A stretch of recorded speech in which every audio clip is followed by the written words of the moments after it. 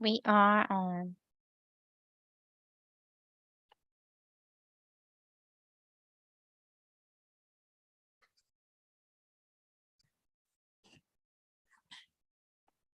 Greetings and welcome everybody to our Wednesday YouTube Live here at the Disability Digest with Jam and Hi, Brian. everybody. I'm Brian. And you're Jam, right? Yes, I am. All I right. think so. Today you are. We'll switch next week.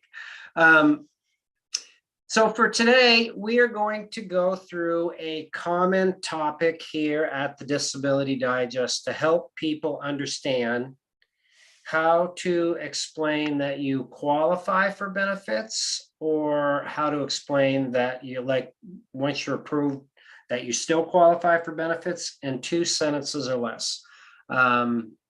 It's important to have a short, concise statement when interacting with Social Security, when communicating to doctors, etc., rather than a long, unorganized statement that, unfortunately, because many just don't know how to organize it, they do. So we're going to help you sort that out today. We'll actually do some live role playing so that you can interact with us about your own situation, and we can help you fine tune it. So we're going to cover that. We've got a few news items that we want to go through. And then at the end, we are going to take some questions. How's that sound? Good? Yeah. Good. All right. First of all, a few things I want to cover. We've received some questions, not some questions, and from time to time, we receive questions about individuals that their Social Security disability work credits are not correct because their income hasn't been properly reported, right? And this is a tough one. It's a tough one to resolve. How that could have an impact on you, especially if you're going through the approval process, is, let's say you need 40 credits to qualify for disability and you're stuck on 39, but you look and there's like $10,000 of earnings from 2 years ago that wasn't reported, and that's blocking you from getting your disability benefits. So the possible solutions to resolve this are to make sure that you submit your earnings and pay stubs and all the related information for that to the IRS. And this is tough because the IRS, in my opinion, is as difficult, perhaps even more difficult to work with than Social Security. If you're using a tax professional or have the resources to justify using a tax professional to sort this out, I would consider doing that. That would make it easier for you and they know what they're doing. Another possibility on this is to contact your local Center for Independent Living. They have advocacy resources that could help you. They have benefit advisors that may be able to take your information and communicate it for you. Centers for Independent Living are set up differently, and depending on the area, they have different resources. So, Jim, if you would, while we are going through this intro part, if you would put the Centers for Independent Living link Sure. in the chat. So the best thing, of course, is to avoid this. If you are, if you're self-employed or you're still working or you're doing things, just make sure that you have your taxes properly taken care of, recorded, and paid, so you're not in a situation like this, because it's just difficult to resolve. All right, 2 other items I want to cover with you before we get on to the main event. I'm going to share my screen. Many people in our audience out there have arthritis, and they've been taking Humira. And news released yesterday is, if you're paying for this, and I've got that vicious sticker price, that there's good news, that there's competition that is going to be coming out with a new drug. It appears from the information in this article at NPR and also in the Wall Street Journal, is it could cut the cost of it like close to half. So that would be good news. I'd be curious if there's people in the audience out there that this actually applies to. So that would be good to know. Okay, let's see, Jim, you put in the chat some questions, right? Yeah. Yeah, all right. Do you give a shout out to what we would like to have people put in the comments? Yeah. Hi, guys. We would appreciate if you can participate. You can explain in 2 sentences why you qualify for disability benefits. Okay, great.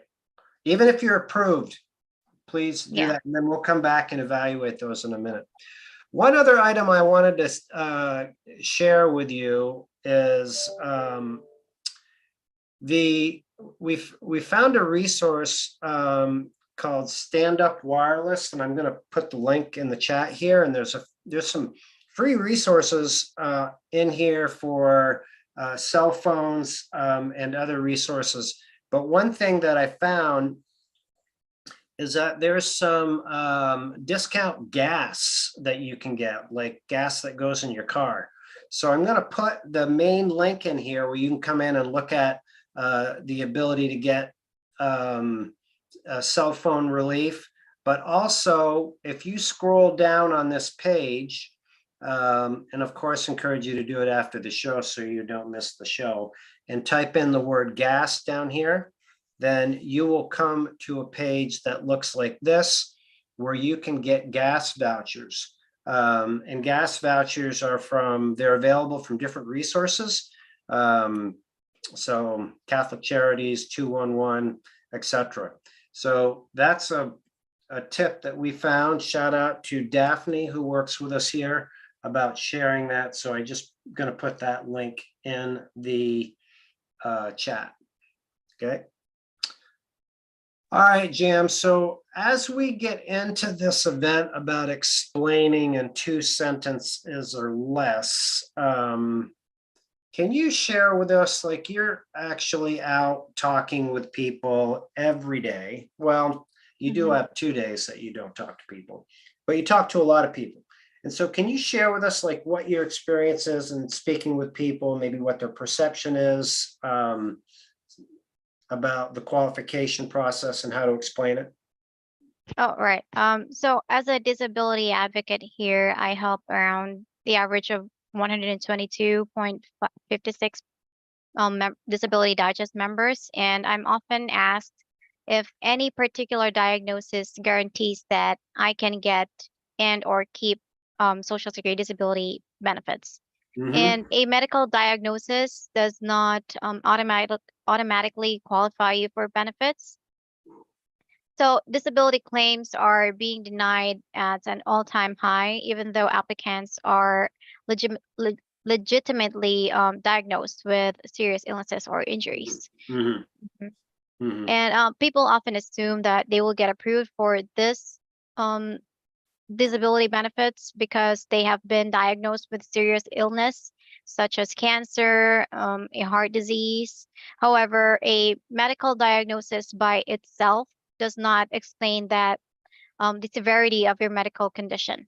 Mhm. And more importantly, a medical diagnosis does not explain your physical or cognitive limitations, which limit or restrict your ability to work 40 hours a week, 5 days a week. Mhm. All right, so there's some nuances here. Jim, when you say you're speaking with 122, and I love the decimal point you put in there, is that a month? Yeah, a month. Okay, so you're working with 122 people. Cool. All right, so at the end, folks, we'll give you an idea about how you can come join us. There's a membership here. There's no charge. You can speak with people like Jam about your potential case for no charge to get assistance. So what we do here at the Disability Digest is events like this and information and resources to help you get your benefits approved fast. Then once you're approved, we want to work with you to help you understand how to keep those benefits and then also maximize those benefits. All right. Okay. So, all right. I see that Philip Price has joined us in the house today. Yeah. Philip, Hi, Philip. Good to have you here. All right. So I'm going to share my screen. What you see here is this is an Einstein quote. If you can't explain it simply, you don't understand it well enough. And that's well said. This is as you join us as a member and you go through the approval process, you are assigned an advocate that walks you through how to use our disability approval course. And this is one of the lessons in our disability approval course is how to explain that you qualify, so that I have it up on the screen. But I wanted to share that because that's what we're going to focus on here today. So this is what people commonly do. Maybe we can role play, Jam. How about that? Right. So Mhm. if you ask me, I'll pretend I'm a member and ask me to explain, why I can't work. Well, first, mhm. You just ask me, like you're doing your job, right? Say, Brian, Yeah. explain to me. Yeah.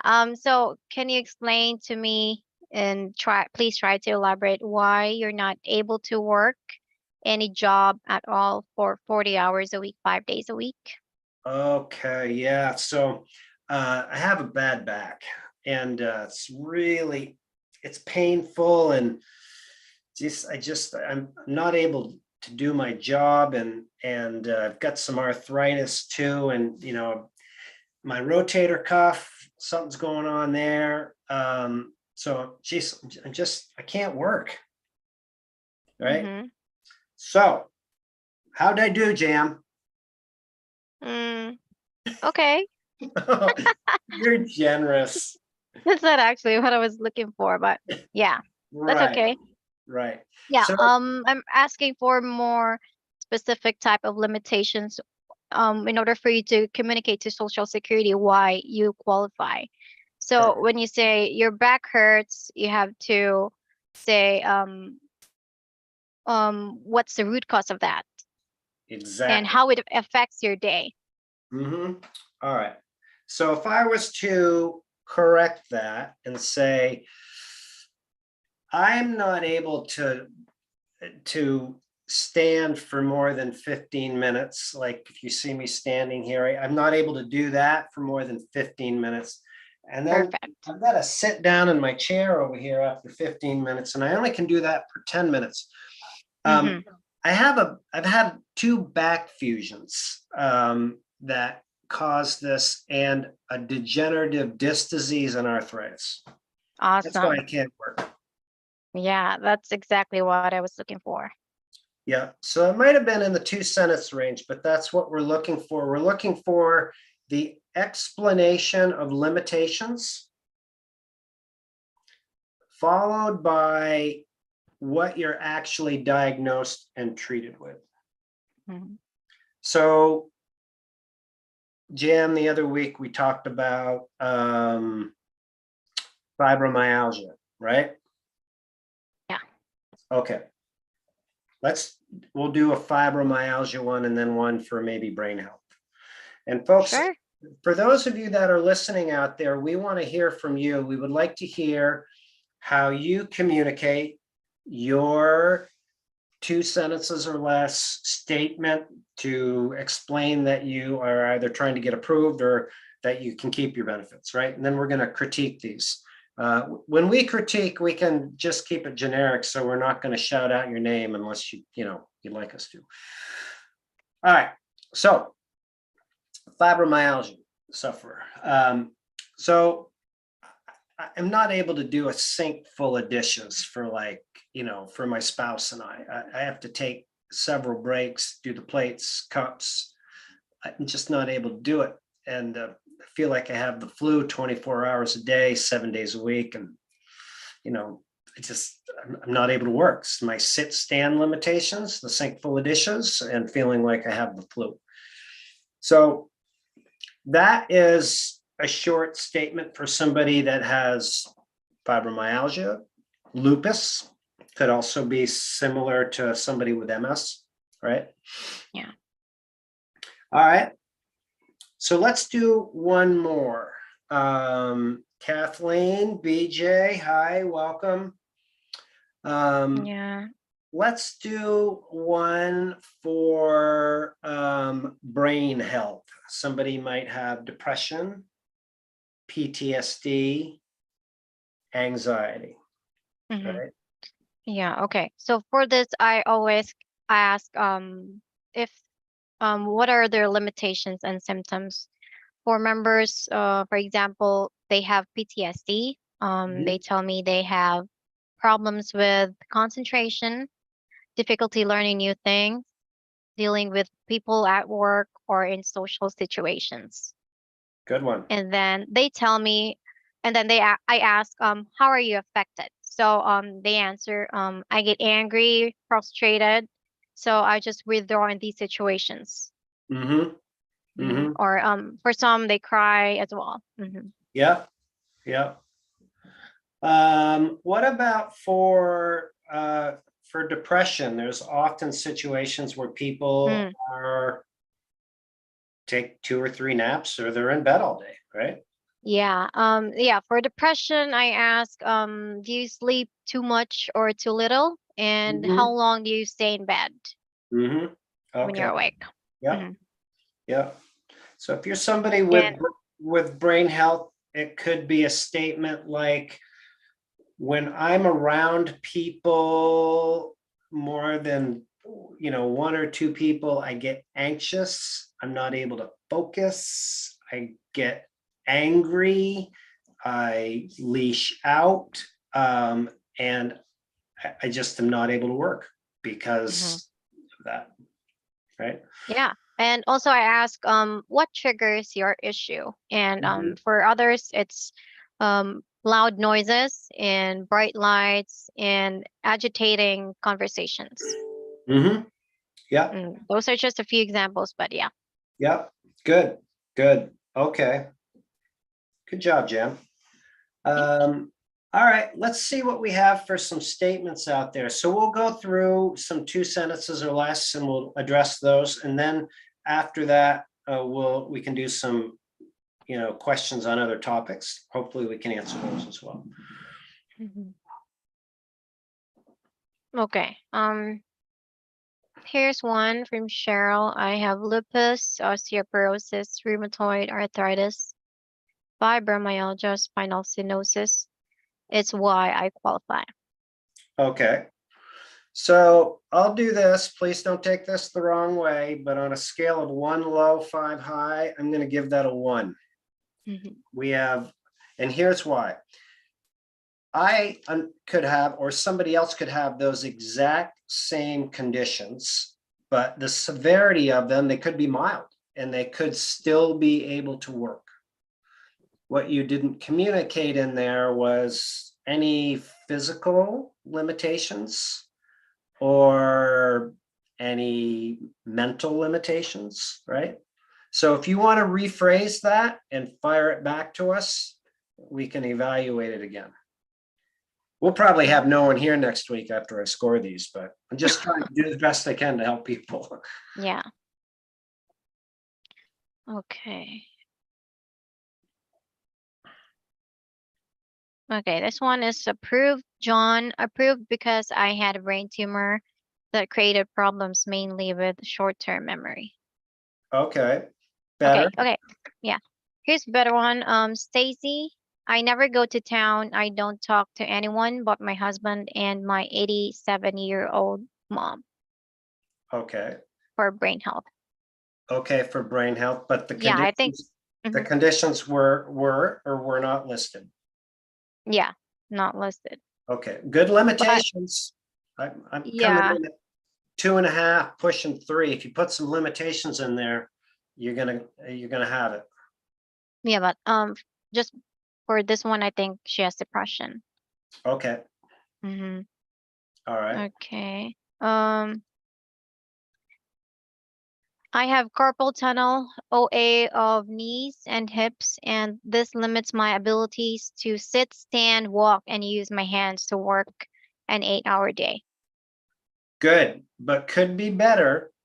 Mm-hmm. I'm gonna put that at like a 3.5. That could be better if you put the sit stand limitations with increments. Mhm. Because if you could sit stand all day based on that statement, because we don't understand your limitations, that's going to be different than saying I can sit 15 minutes, I can stand for 10 minutes Right.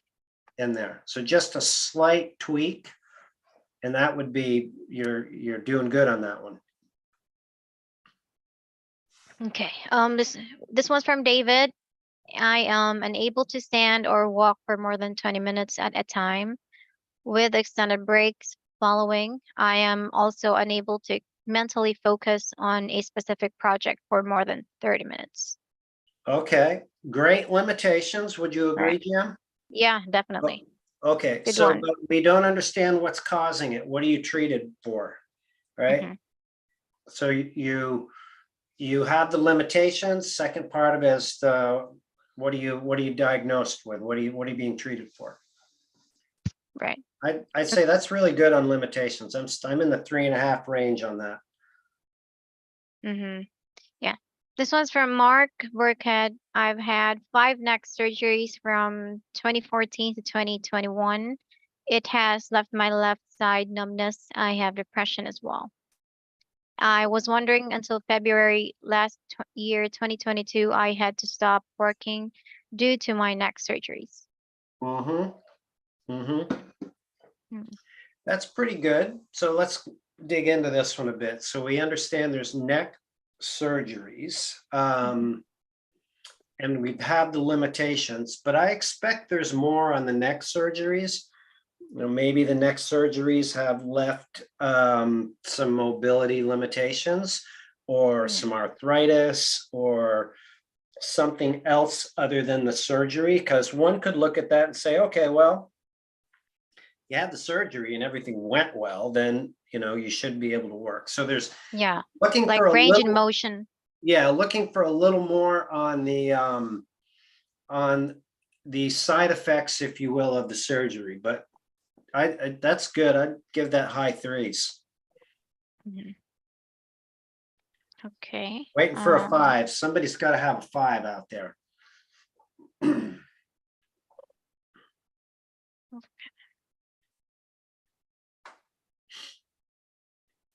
All right. So I'm still looking for. Okay. Follow up from Mark Burkhead. I can't really do housework. I have to do 30 minutes at a time and then rest because of the pain in my neck. Okay. Good. Is this the same neck as in the neck surgery? Mm-hmm. Okay. Yep.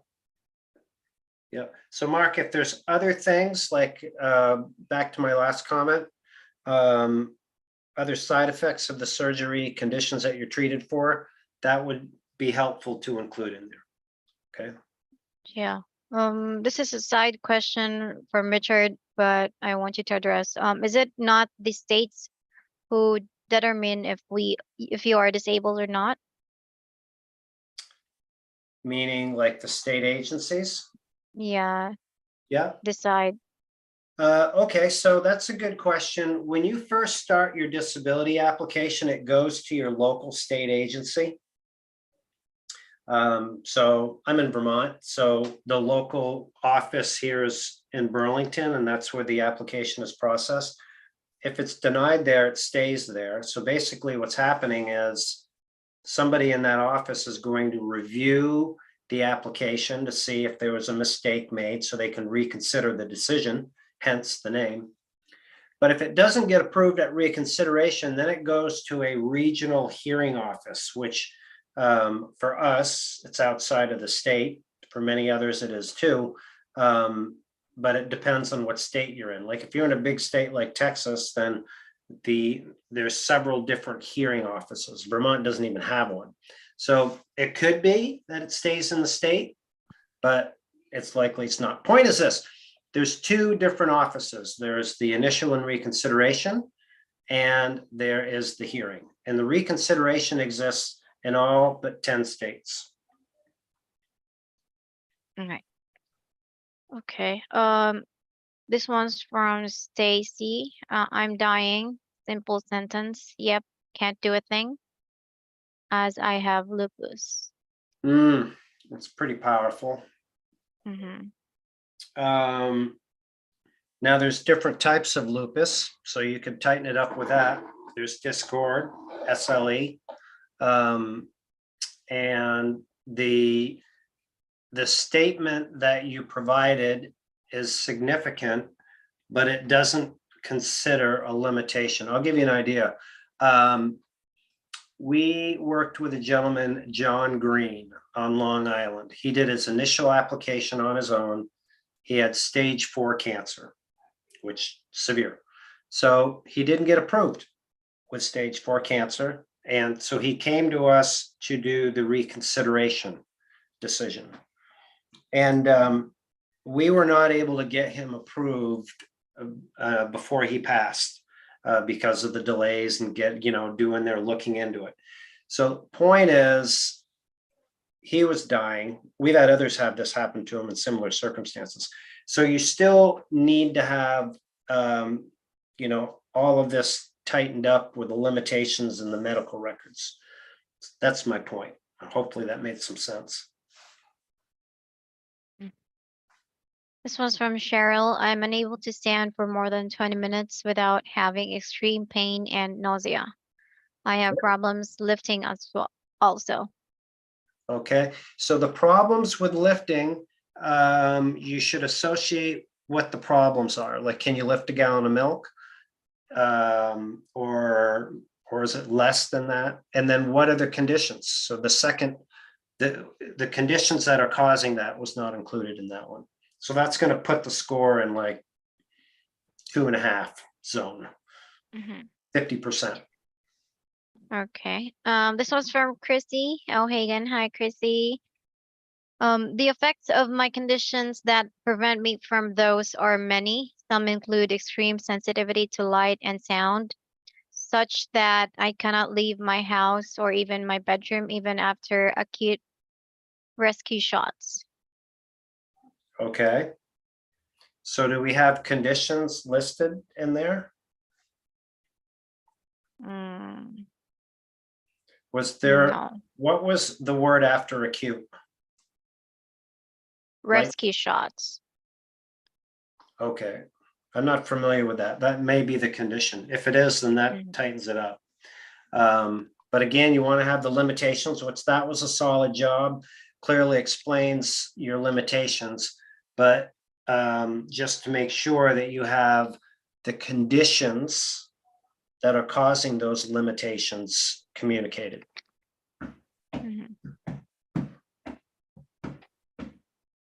All right, we have any more? Yeah, 2 sentences. I have multiple diseases, but 3 cause my work day to be messed up. I cannot stand for more than 5 minutes at a time or sit for more than an hour at a time without severe pain. Okay, so Social Security reads that and they're going to say, well, where are the conditions? What are they? Right? That's the piece that's missing. So if you said, I have, herniated discs, back fusion, arthritis in my lower back, etc., then that would change that statement. So you have 50% of it. That's a 2.5-er.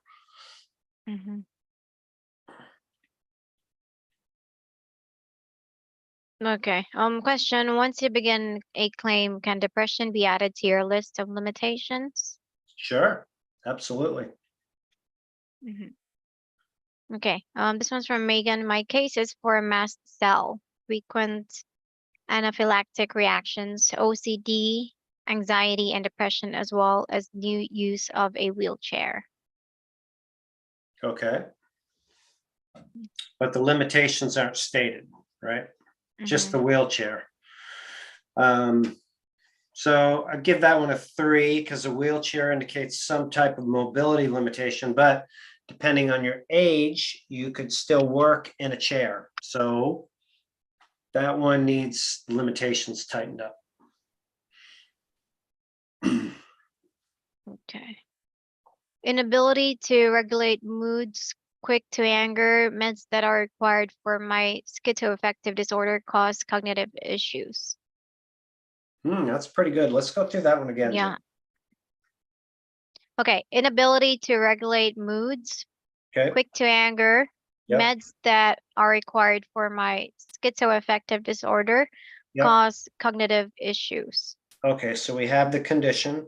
Like, one Mhm. thing that would be helpful on that is the if the mood was communicated with limitations, like 3 times a day, this happens to me with my mood, and this is the effect of it, right? So Mhm. that would provide some clarity to that, like how often it's happening. Because the way it is right now, you're not giving the frequency of it. It's not like sitting or standing 15 minutes. So that one piece right there would change that, would move it from like a 3.7 up to like a 4.9. Mhm. Yeah. This is a continuation from Chrissy. Lack of sleep exacerbates further effects of PTSD and includes fear or phobia of strangers, and I'm not able to leave the house, answer the door, and often even talk on the phone. Okay, so And as pardon mhm, me, Jim, go ahead. yeah, I know this member, and I think she mentioned in one of our conversations she has congestive heart failure and Mhm. COPD. Okay, Involved and had valve replacements. okay, so let's just focus on one thing, because there's a lot to unpack in there. When you Yeah. say lack of sleep, all right, so if you're saying lack of sleep, does that mean that you're sleeping, instead of a desired 10 hours a night, only 9? So my point is that I sleep 3 to maybe 4 hours a night, and that's only like 5 days a week. The other 2 days, I'm only getting 2 hours of sleep. So some time limits on the sleep hmm would be helpful. Yeah. Yeah. So follow up from Chrissy again. Spinal and abdominal injuries that prevent standing for more than 20 minutes. Mhm. Um sitting for more than 45 and laying down even to sleep for 2 hours. So I am in near constant pain and a former runner. Okay, And now can hardly move yet can't not move. okay. What is the exact result of the injury? Like, what is it? What is what did it do, right? So that's just one comment there that would help that. Mhm.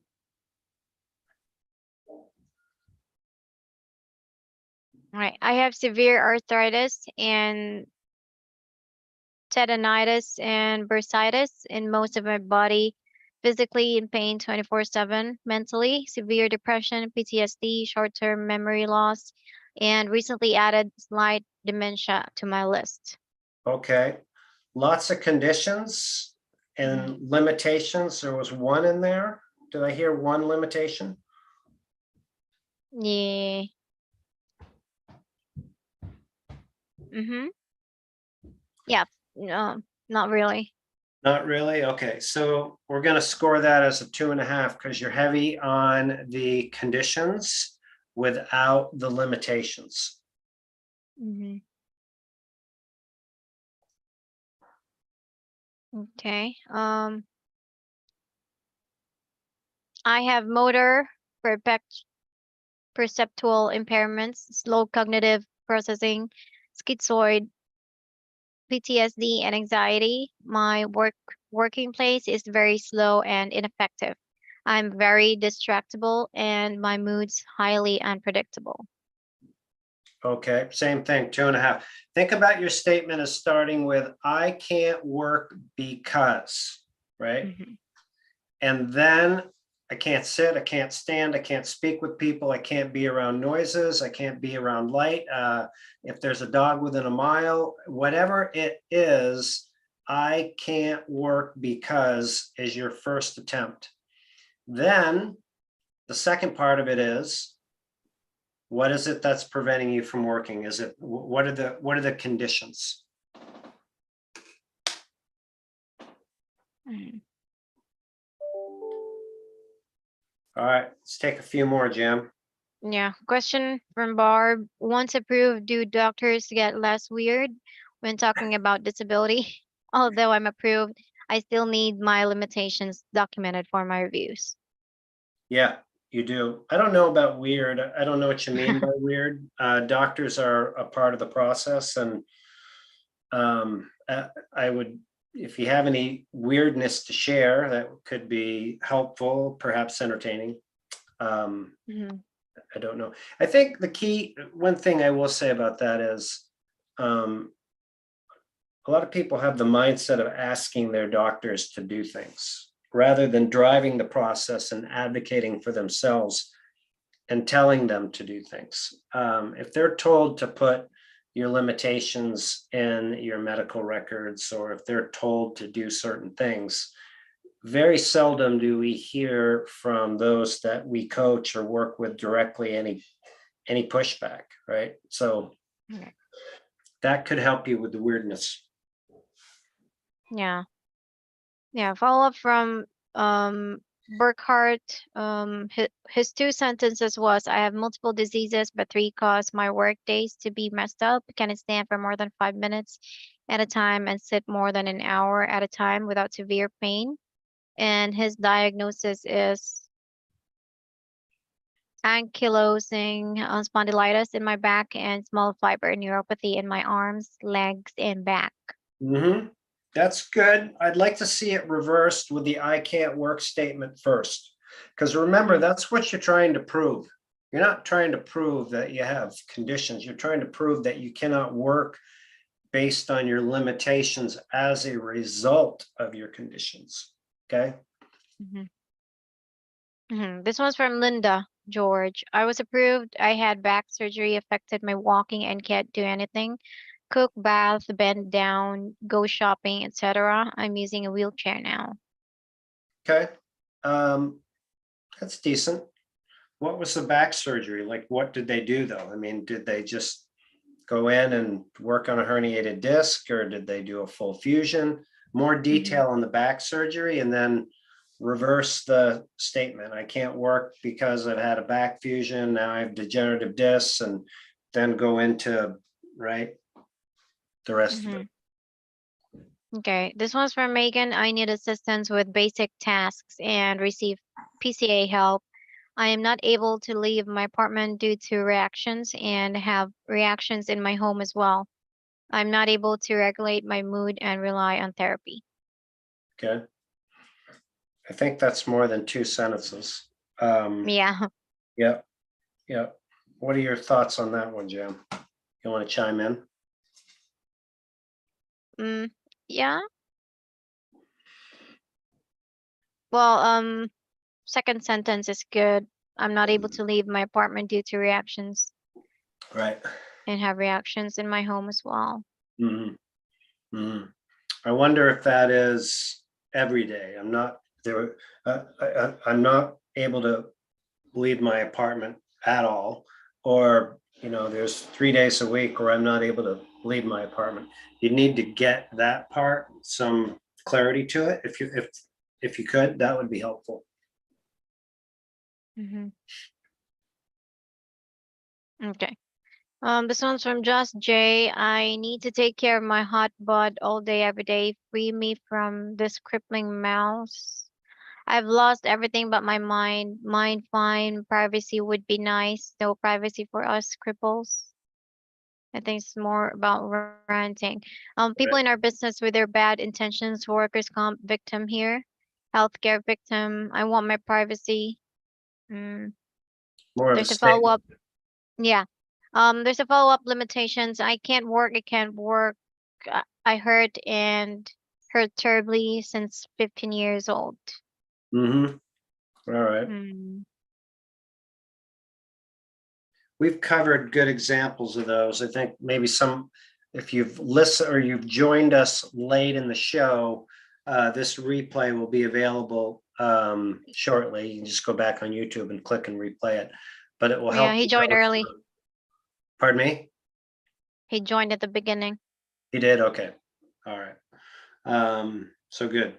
Any other rogue questions that are not on the why I can't work that we've covered, in my opinion? Yeah. There was a question about, let me a second.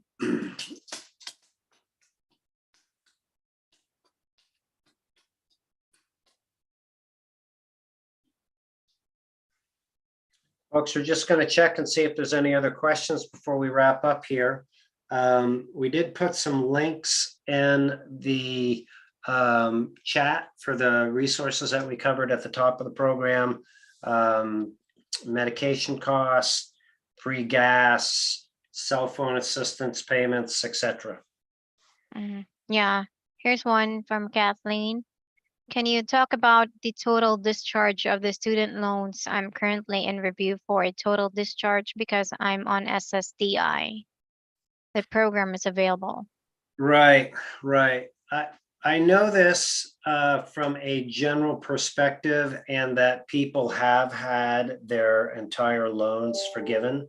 There is, if you were to search on this channel, the keyword student loan, it goes into more detail.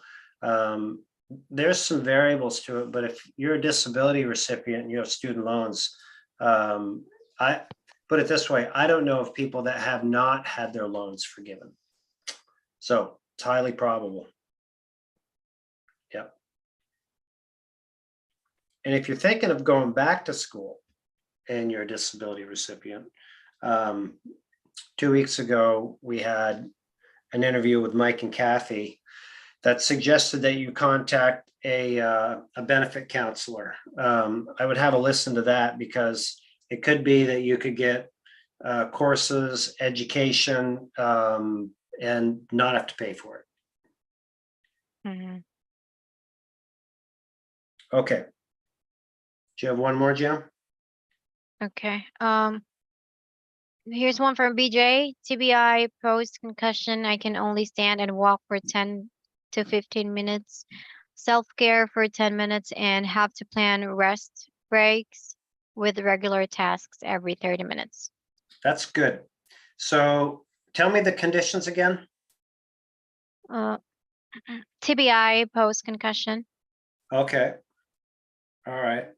I mean, that's one of the best ones we've had today. So we've addressed clearly the limitations with increments and the conditions, right? Yeah. All right, BJ, good for you.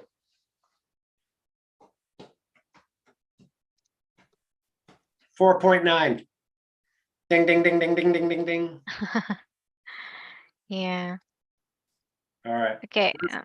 We have more? Yeah. Follow-up from Chrissy. Can't move, but yet can't not move. Answering Brian's question. And can't work because I literally am limited to literally breathing, but at most cannot guarantee predictably my working on any one day. Okay. All right.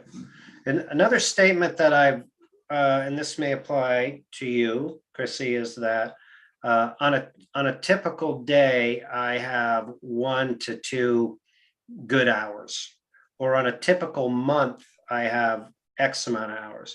So there are some people, like I'll go back to the fibromyalgia, some people that have, commonly they have 1 flare a month, and when they have that flare, they're down for like a week, right? So that means 1 week a month with a fibromyalgia flare, and that's been going on for a while. That's easy to communicate in a 1 to 2 sentence statement, because what job can you do if you're going to be out a full week every month? Okay. All right. We ready to wrap up, Jim? Yep. Okay.